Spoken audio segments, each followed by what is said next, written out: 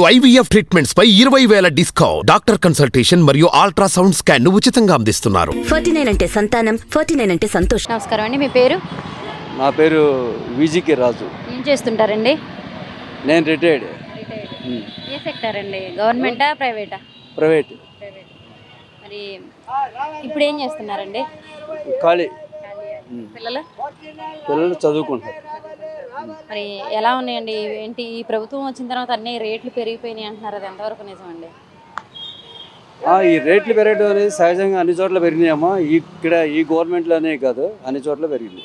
కానీ ఈ గవర్నమెంట్ వచ్చిన తర్వాతే, జగన్మోహన్ రెడ్డి అధికారంలోకి వచ్చిన తర్వాత అన్ని రేట్లు పెంచేశారు అంటున్నారు కదండి విపరీతంగా. అంతా తప్పదండి. మరి ఎలా ఉందండి జగన్మోహన్ రెడ్డి గారి ఈ 5 ఏళ్ల పరిపాలన అసలు ఎలా ఉంది? పేద ప్రజలకి సంక్షేమ పథకాలు బాగా ఇస్తున్నారమ్మా. అది ముందు వాళ్ళని చూస్తున్నారు ఈ 5 ఇయర్స్లో. నెక్స్ట్ అభివృద్ధి. నెక్స్ట్ అంటే వాళ్ళని చూస్తున్నాను, కానీ ఈ సంక్షేమ పథకాలు ఇచ్చేసి 10 రూపాయలు ఇచ్చేసి 100 రూపాయలు దోచుకుంటున్నాడు ప్రజల దగ్గర అంటున్నారు కదండి. ఎలాగ దోచుకుంటున్నారు? అది ఏ విధంగా? రేట్లు పెంచేసి. ఏం లేదమ్మా, రేట్లు అనేది త్రూ అవుట్ ఇండియా మొత్తం సహజంగా పెరుగుతూనే ఉంటాయి క్రమేణా. కానీ అలా కాదు, అసలు ఇవన్నీ ఇచ్చేసారు కానీ కరెంటు బిల్లులు పెంచుతున్నారు విపరీతంగా. కానీ ఎక్కడ ఈ సంక్షేమం అయితే ఇస్తున్నారు కానీ అభివృద్ధి లేదు అని చెప్పేసి అంటున్నారు కదా. బిల్లు ఎక్కువ వాడేవాళ్ళకి పెరుగుతుంది కానీ తక్కువ వాడేవాళ్ళకి ఎవరికి పెరగదమ్మా. అది మరి అభివృద్ధి లేదంటున్నారు కదా, కంపెనీలు రావాలి, కంపెనీలు లేవు. వచ్చి 5 సంవత్సరాలే కదమ్మా అయింది. అది 2 సంవత్సరాలు కరోనా పోయింది. ఈ సంక్షేమ పథకాలు ఇచ్చుకుంటా లేదండి, మరి మాత్రం చేస్తానంటే నిజంగా గొప్పే అది. కానీ ఈసారి కనుక మళ్ళీ జగన్మోహన్ రెడ్డి గారు అధికారంలోకి వస్తే ఏపీ ప్రజలంతా వలస వెళ్ళిపోయే పరిస్థితి ఉంది అంటున్నారు కదా. ఏం లేదండి, అంతా సుఖ సంతోషాలతో చాలా బాగుంటారండి. బాగుంటారు, ఉంటారు 100%. కానీ పథకాలు సరిపోతాయండి? రేపు రాబోయే తరాలకి, ఇప్పుడు మీ పిల్లలు చదువుకుంటున్నారు, వాళ్ళకి ఉద్యోగాలు కావాలి కానీ మరి కంపెనీలు లేకపోతే ఎలా అండి? నెక్స్ట్ 5 ఇయర్స్లో అదే చేస్తాడు. అది మరి రాజధాని లేదంటున్నారు కదా. చంద్రబాబు నాయుడు 15 సంవత్సరాల్లో ఏం చేశాడండి? 15 సంవత్సరాలు చేశాడు. మరి ఎందుకు ఉద్యోగాలు రాలేదు? ఎందుకు పరిశ్రమలు రాలేదు? చెప్పండి. దానికి కూడా హైదరాబాద్ డెవలప్ చేశారు అంటున్నారు కదండి. ఐటీ తెచ్చింది ఆయన, రింగ్ రోడ్లు తెచ్చింది ఆయన. అన్ని చోట్ల చేయాలి. అది ఇప్పుడు జగన్మోహన్ రెడ్డి అందుకనే 3 రాజధానులు అంటున్నాయండి. అది అన్ని చోట్ల డెవలప్ అయితేనే బాగుంటుంది.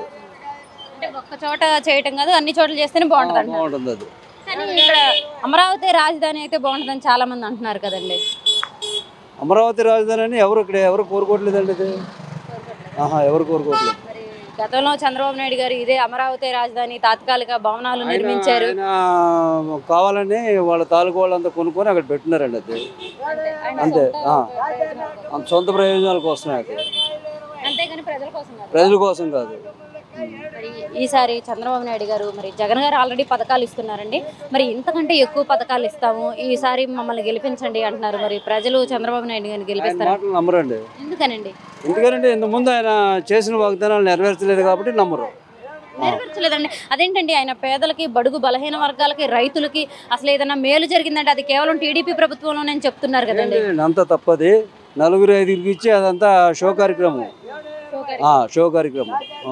మరి ఇవన్నీ అలా ఉంటే, మరి మొన్న జగన్మోహన్ రెడ్డి గారి మేనిఫెస్టో చెప్పారండి, మరి అందులో ఆయన పథకాలన్నీ అసలు ఎలా ఉందండి? ఆ మేనిఫెస్టో బాగానే ఉంది. ఉన్న పథకాలనే ఇంకొద్దిగా ఇంప్రూవ్ చేస్తారు అంతే.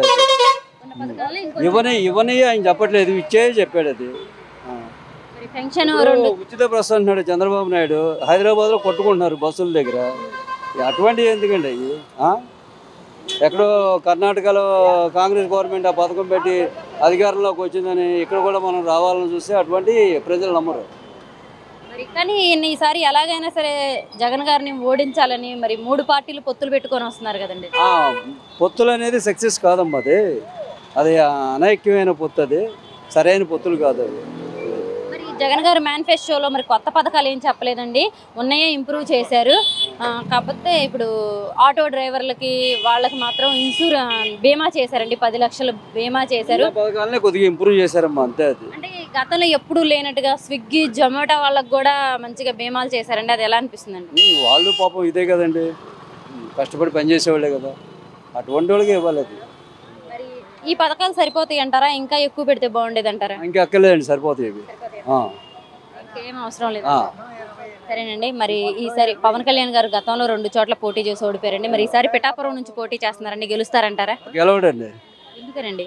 పవన్ కళ్యాణ్కి రాజకీయాలు వేస్ట్ అండి. అది చంద్రబాబు నాయుడికి వత్తాసు పలకడానికి పార్టీ పెట్టింది. అది ఇది మీరు డైరెక్ట్గా లైవ్ చేయలేదు.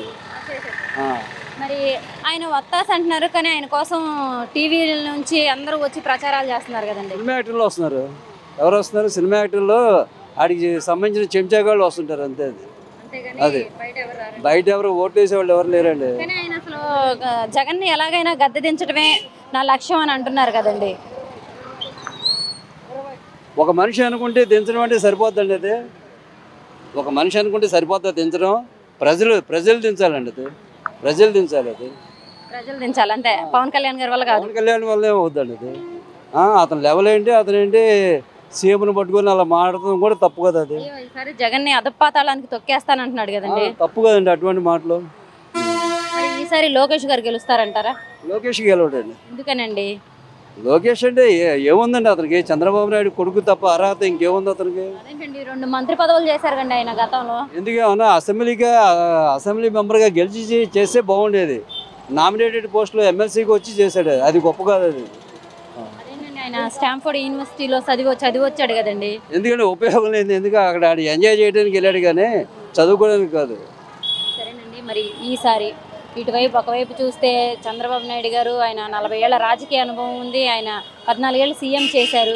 మరి ఇంకోవైపు పవన్ కళ్యాణ్ గారు, ఇంకోవైపు ఏమో బీజేపీ పార్టీ ఉంది. మరి ఇంతమంది పొత్తుల్లో వచ్చిన జగన్ గారు గెలుస్తారంటారా? 100% అండి.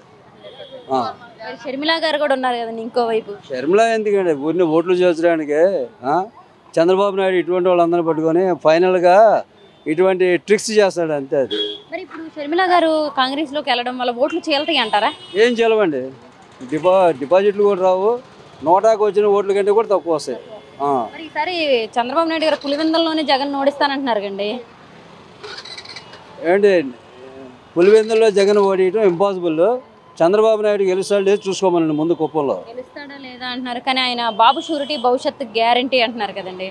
ఊరిని డైలాగ్స్ తప్పలేయండి, కార్యక్రమంలో ఉండవు చంద్రబాబు నాయుడు చెప్పే మాటలన్నీ.